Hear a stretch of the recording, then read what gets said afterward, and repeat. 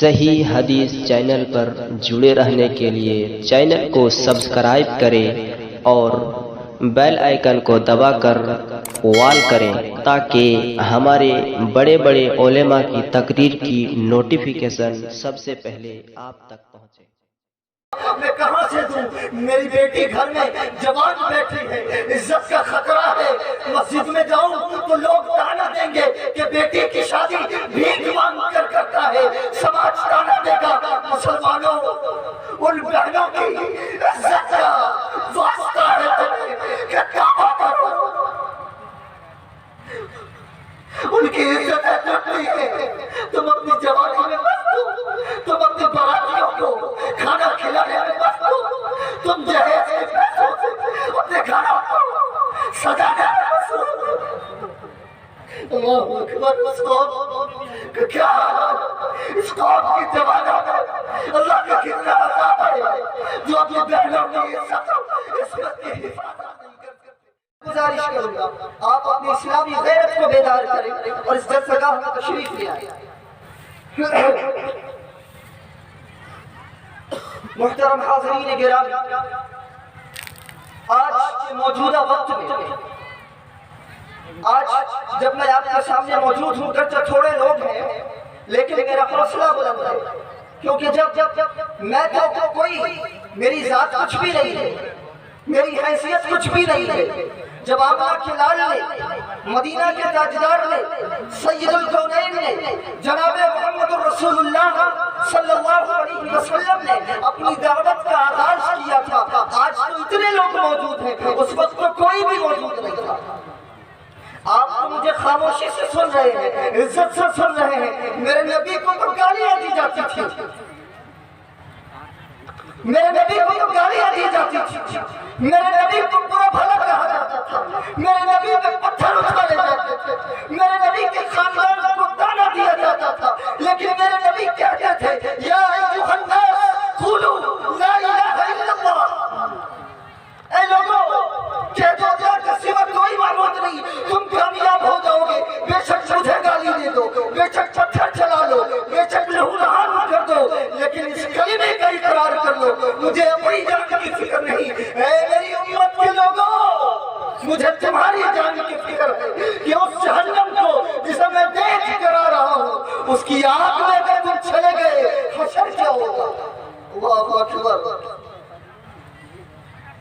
آج کے دور حاضر میں مسلمانوں کی حالت پہ نگاہ ڈالیے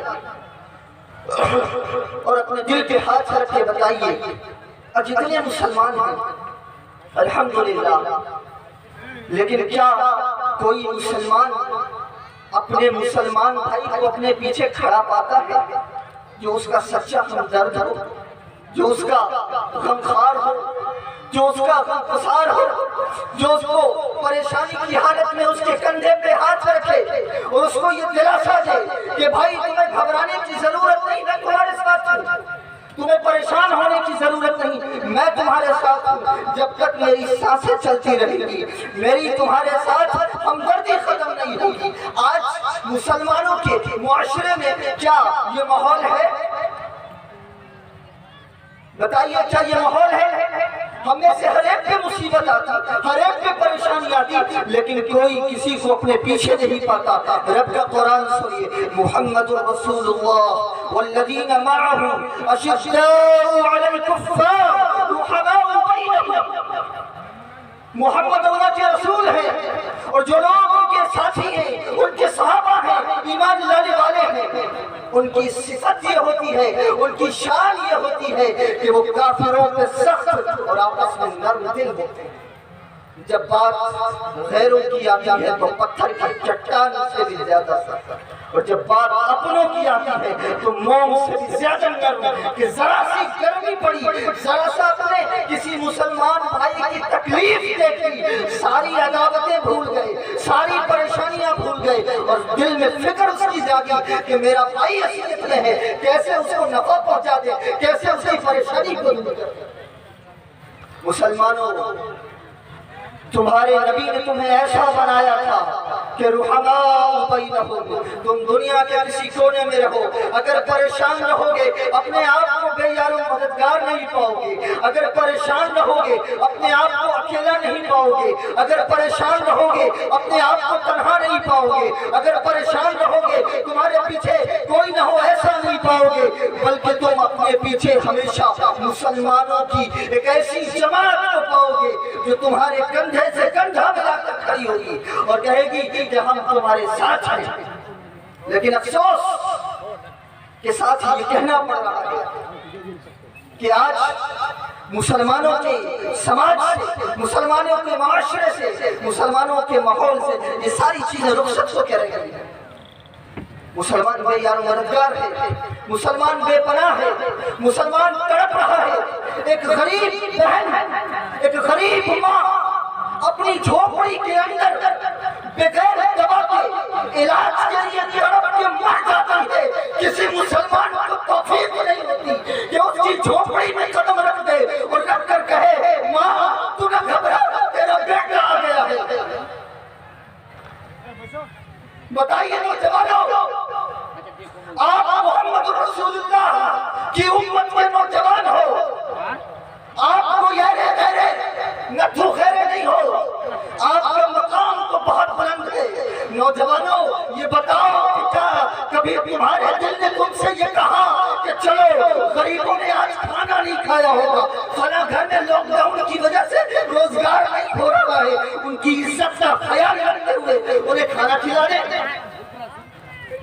کیسے مسلمان ہیں؟ کیسے مسلمان ہیں؟ ہمارے نبی نے تو ہمیں ایسا نہیں بنایا تھا۔ ہمارے نبی کیسے تھے؟ مسلمانوں سنو، ہمارا لیڈر کیسا تھا، ہمارا رہنما کیسا تھا، ہمارا پیغمبر کیسا تھا۔ مسجد نبوی کے اندر ابو ہریرہ موجود ہیں، کئی دن سے انہوں نے کھایا نہیں کچھ، بڑی زور کی بھوک، اور بھوک کی شدت اتنی تپشیں تھیں کہ ابو ہریرہ نڈھال ہو رہے ہیں۔ بھوک کی تپش اتنی کہ ابو ہریرہ بھوک سے نڈھال ہو رہے ہیں۔ ہر طرف نگاہ دوڑا رہے ہیں کہ کوئی راستہ نظر آ جائے جہاں سے کھانے کا کوئی انتظام ہو جائے، کوئی امید پر نہیں آتا، کوئی صورت نظر نہیں آتی، کیا کیا جائے؟ اتنے میں نگاہ پڑتی ہے ابو بکر صدیق رضی اللہ تعالیٰ عنہ۔ ابو بکر تشریف لا رہے ہیں، ابو ہریرہ بھوک سے پریشان ہے، ابو ہریرہ نے کئی دنوں سے کچھ کھایا نہیں ہے، بھوک سے بے ہوش ہوئے جا رہے ہیں۔ ابو بکر کو دیکھا، اب دل میں یہ خیال آیا کہ ابو بکر سے یہ کیسے کہوں کہ اے ابو بکر میں نے کئی دنوں سے کچھ نہیں کھایا۔ ضمیر گوارا نہیں کرتا کہ کسی سے منہ کھول کر کہا جائے، ضمیر گوارا نہیں کرتا کہ کسی کو اپنی پریشانی منہ کھول کر بتائی جائے۔ ابو بکر تشریف لاتے ہیں، اب ایک ترکیب ان کے ذہن میں آتی ہے، پوچھتے ہیں اے ابو بکر یہ بتائیے کہ اللہ نے بھوکے کو کھانا کھلانے پہ کیا اجر رکھا ہے؟ ابو بکر رضی اللہ تعالیٰ عنہ حضرت ابو ہریرہ کے سوال کو سمجھ نہیں پاتے اور ان کو فضیلت بتا کے گزر جاتے ہیں۔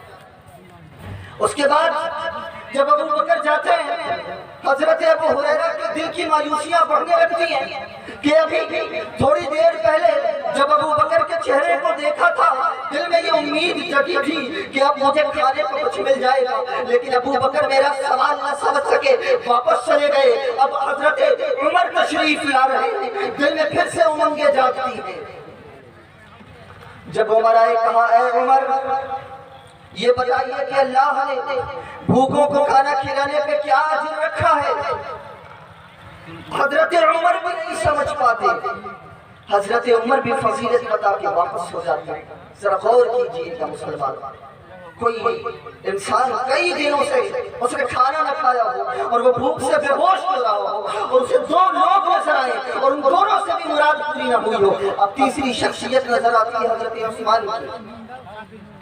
پوچھا اے عثمان اللہ نے بھوکوں کو کھانا کھلانے پہ کیا اجر رکھا ہے؟ حضرت عثمان کی فضیلت بتا کے چلے جاتے ہیں۔ اب نمبر آتا ہے کائنات کے امام کا، اب نمبر آتا ہے ہمارے اور آپ کے لیڈر کا، اب نمبر آتا ہے ہمارے اور آپ کے رہنما کا، اب اب نمبر آتا ہے اس نبی کا جس کا دل اتنا نرم ہے کہ اس سے امت کی پریشانیاں دیکھی نہیں جاتی، وہ اس نبی کا کہ جس کی آنکھیں کسی سائل کے سوال کے منتظر نہیں ہوتی، بلکہ وہ چہرہ دیکھتے ہیں، اس کے لب کھلتے ہیں اور وہ نبی سمجھ جاتا ہے کہ اس کا درد کیا ہے، اس کی پریشانیاں کیا ہے۔ مسلمانوں، تمہیں بھی اپنے دلوں کے اندر ویسا ہی دل پیدا کرنا ہوگا جیسا دل اللہ کے نبی جناب محمد رسول اللہ صلی اللہ علیہ وسلم کا تھا۔ تب تو آج کے اس پرفتن دور میں مسلمانوں کی بات سنے گی، ورنہ بات بگڑی ہے، بگڑتی ہی چلی جائے گی۔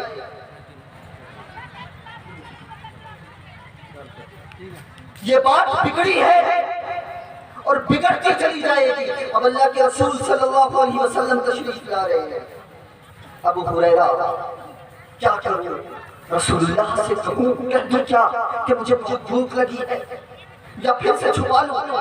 رسول اللہ سے سوال کر لوں کیا کروں؟ کشمکش میں ہے، لیکن بھوک کی شدت اتنی ہے کہ وہ پھر سے اسی اشارے اور کنایے میں سوال کرتے ہیں۔ اے اللہ کے رسول جناب محمد رسول اللہ صلی اللہ علیہ وسلم، یہ بتائیے کہ اللہ تعالیٰ نے بھوکے کو کھانا کھلانے پہ کیا اجر رکھا ہے؟ ادھر حضرت ابو ہریرہ کے لب کھلے، مسلمانوں دیکھو تمہارا نبی بھی کیسا تھا۔ ادھر اللہ کے رسول صلی اللہ علیہ وسلم نے جواب دیا، ابو ہریرہ بس کرو۔ ابو ہریرہ میرے صحابی، میرے دوست، تمہیں مجھ سے یہ کہنے کی ضرورت نہیں کہ اللہ کے رسول میں نے کئی دنوں سے کچھ نہیں کھایا۔ تم نے اپنے سوال کو ظاہر کیا۔ رب کا نبی تمہارا دوست سمجھ گیا کہ میرا ساتھی کئی دنوں سے بھوکا ہے۔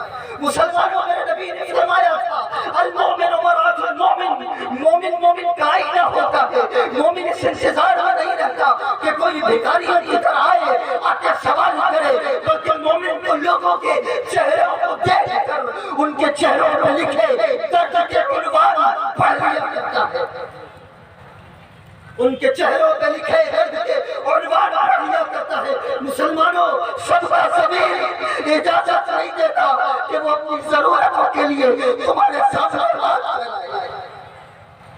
اور جس طرف نگاہ جاتی ہے مسلمانوں کی حالت رونے کے قابل، کوئی تنظیم نظر نہیں آتی، کوئی جماعت نظر نہیں آتی۔ سیاسی لیڈران اللہ رحم کرے اپنی روٹیاں سیکھنے میں مصروف۔ اگر یہ بات سیاسی لیڈروں تک پہنچتی ہو تو اچھی بات ہے، اے اللہ تو پہنچا دینا کہ اپنی قوم کو اپنے سیاسی مفاد کے لیے استعمال نہ کرو۔ اللہ تمہیں اگر عزت دی تو انہی غریبوں کی وجہ سے دی ہے۔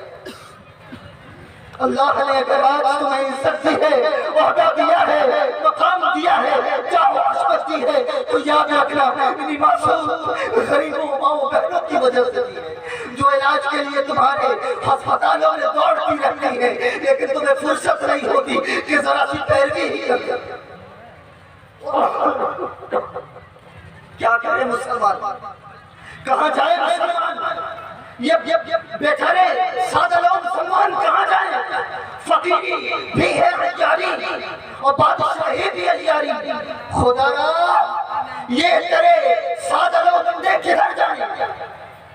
اگر بات علماء کی آتی، معذرت کے ساتھ میں کہہ رہا ہوں، علماء مجھے معاف کریں، علماء کے اندر بھی وہ بات نہیں دیکھتی کہ قوم کے لیے، قوم کے غریبوں کے لیے اس سطح پر کام کریں جس سطح پر کام کی جانے کی ضرورت ہے۔ علماء قوم کے لیڈر ہوتے ہیں، علماء قوم کے رہنما ہوتے ہیں۔ یہ کس نے کہہ دیا کہ علماء مسجدوں کے اندر صرف امامت کے لیے ہوتے ہیں؟ نہیں، ایک عالم کا کام ہوتا ہے کہ وہ قوم کو ہر سطح پر لیڈ کرے۔ اگر کوئی عالم اپنے اس فرق میں پیچھے ہے تو وہ عالم اور نبی کا جانشین کہلانے کا حق نہیں ہے۔ میں ملت کے نوجوانوں سے کہنا چاہتا ہوں، میرے بھائیوں، آپ محمد رسول اللہ کی امت کے جوان ہو، اللہ نے آپ کے بازوؤں میں طاقت دی ہے، آپ کا دل روتا نہیں ہے کیا؟ جب کوئی بہن سے سکتی ہے آپ کی آنکھوں میں آنسو نہیں آتے کیا؟ جب کوئی بہن گھر میں بیٹھی رہتی ہے، اس کی شادیاں نہیں ہوتی، پوچھا جاتا ہے شادی کیوں نہیں ہو رہی، جواب ملتا ہے اس لیے نہیں ہو رہی کہ میں بہت غریب ہوں اور 50,000 اور 1,00,000 کا مطالبہ ہے جہیز کا، میں کہاں سے دوں؟ میری بیٹی گھر میں جوان بیٹھی ہے، عزت کا خطرہ ہے، مسجد میں جاؤں تو لوگ تانا دیں گے کہ بیٹی کی شادی بھیک مانگ کر کرتا ہے، سماج تانا دے گا۔ مسلمانوں، ان بہنوں کی عزت کا واسطہ ہے تمہیں کہ توبہ کرو، ان کی عزت کرتی ہے۔ تم اپنی جوانی میں مست ہو، تم اپنے براتیوں کو کھانا کھلانے میں مست ہو، تم جہیز کے پیسوں سے اپنے گھروں کو سجانے میں مست ہو۔ اللہ اکبر، اس قوم کا کیا حال ہے، اس قوم کی جوانوں میں اللہ کا کتنا عذاب ہے جو اپنی بہنوں کی عزت عصمت کی حفاظت نہیں کر سکتے، بلکہ خود اس کو ختم کرنے پہ تلے لے۔ بدلو اپنے حالات، توبہ کرو، ایسی نصیحتیں نہ دو۔ کوئی کسی کی بیٹی تمہارے گھر آئی ہے، اس کے چہرے پہ تماچے نہ چلاؤ کہ تمہارے باپ نے یہ نہ دیا، تمہاری ماں نے یہ نہ دیا، اسے گالیاں نہ دو۔ وہ بھی رب کی بندی ہے، کمزور ہے، اللہ نے اسے عورت بنایا، یہ مطلب نہیں کہ اس کو ظلم کرو، تم مرد ہو، اس کی عزت کے نگہبان ہو، تمہاری ذمہ داری ہے کہ اس کی ہر خوشی کو پورا کرو جو اللہ نے تمہیں حیثیت دی ہے، لیکن جہیز مانگ کر اپنی بہن کو صدمے میں نہ ڈالو، کسی بہن کو آتم ہتیا کرنے پہ مجبور نہ کرو، کسی بیٹی کو اس کے باپ کے لیے بوجھ نہ بننے دو۔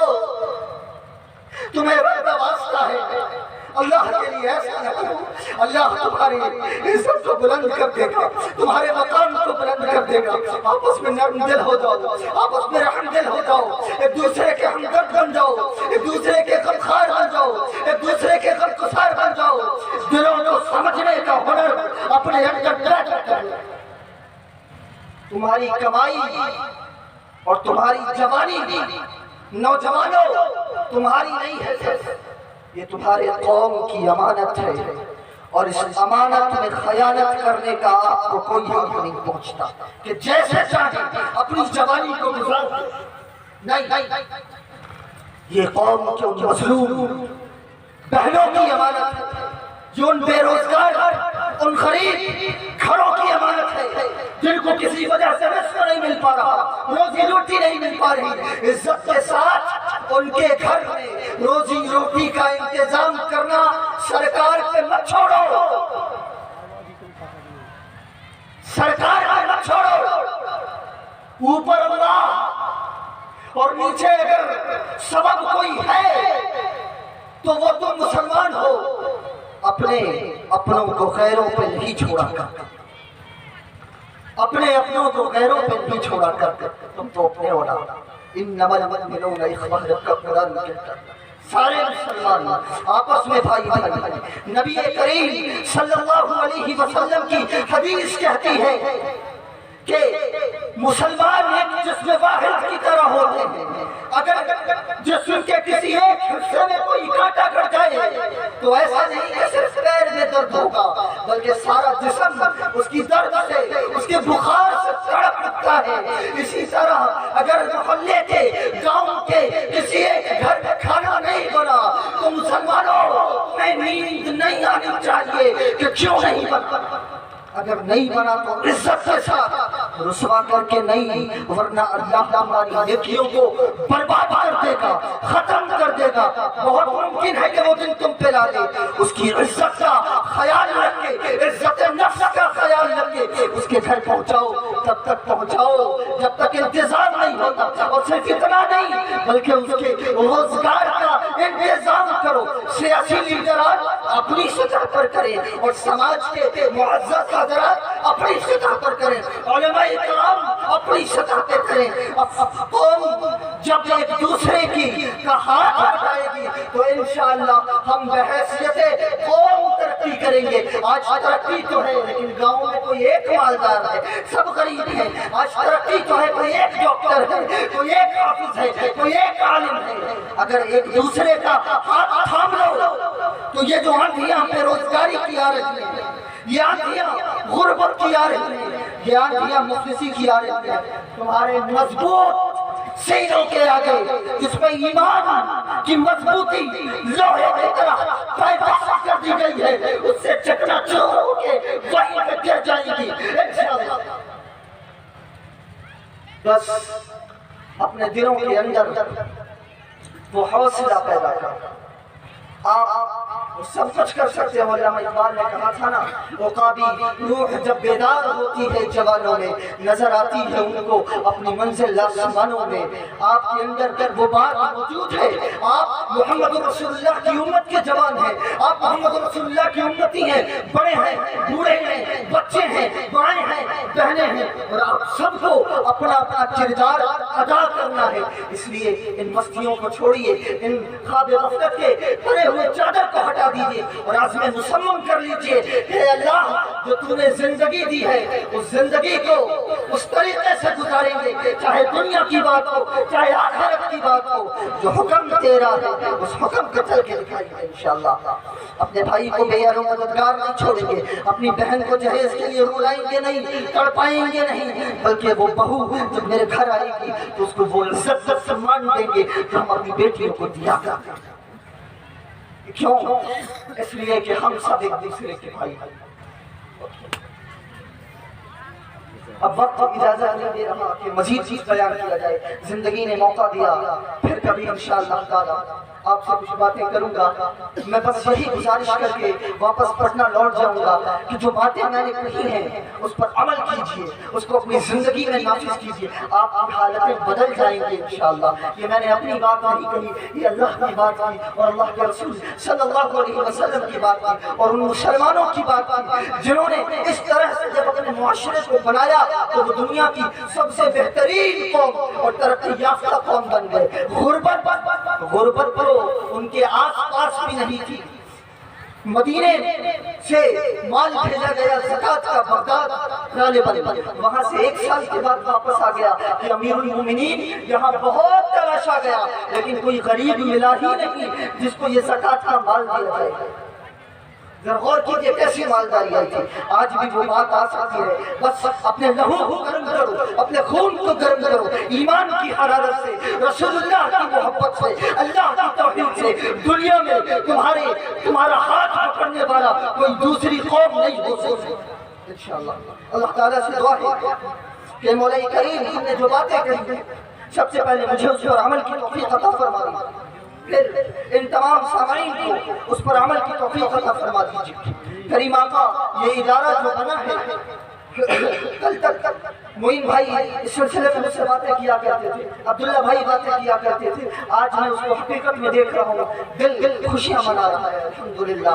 آج اس شکل میں ہے، مجھے یقین کامل ہے اللہ تعالیٰ ان تمام مردان مجاہد کی مدد کرے گا جو دامے درمے قدمے سکھنے ہر سطح پر کسی نے مشورے سے کیا ہے، کسی نے پیسے سے کیا ہے، کسی نے اناج سے کیا ہے، کسی نے اپنی محنت سے کیا ہے۔ اللہ ان سب کو ایسا بہترین اجر عطا فرمائے گا کہ یقین مانیے آپ اس نعمت کو پا کے خوش ہو جائیں گے انشاءاللہ۔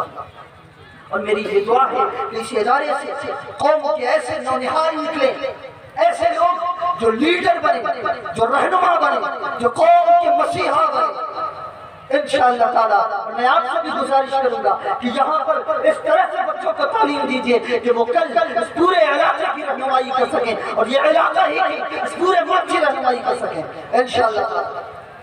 اور اللہ تعالیٰ اس جلسے میں موجود تمام لوگوں کی جو بھی پریشانیاں ہیں اس کو دور فرما دے، اور اس علاقے میں جس جگہ جلسہ ہو رہا ہے یہاں کے جو لوگ اس دنیا سے گزر چکے ہیں ان تمام کی خطاؤں کو بخش دے، ان کی سیئات کو حسنات سے مبدل فرما دے، ان کی قبر کو کشادہ کر دے، ان کو اپنی جنت میں داخل فرما دے، ہم سب کو اپنی پناہوں میں رکھے، ہم سب کے مسائل حل فرما دے، ہم سب کو قرض کی ادائیگی کی توفیق عطا فرما دے، ہم میں سے جو بے روزگار ہیں ان کو روزگار نصیب فرما دے، اللہ ہم سب کے نصیبے کو سنوار دے، اللہ ہم سب کے دلوں میں محمد رسول اللہ کی سچی محبت پیدا فرما دے، اللہ کی وہ توحید کہ جس توحید کی آج ضرورت ہے اسی توحید کو پھر سے ہمارے دلوں میں منور فرما دے، آمین۔ وما علینا الا البلاغ والسلام ورحمۃ اللہ وبرکاتہ۔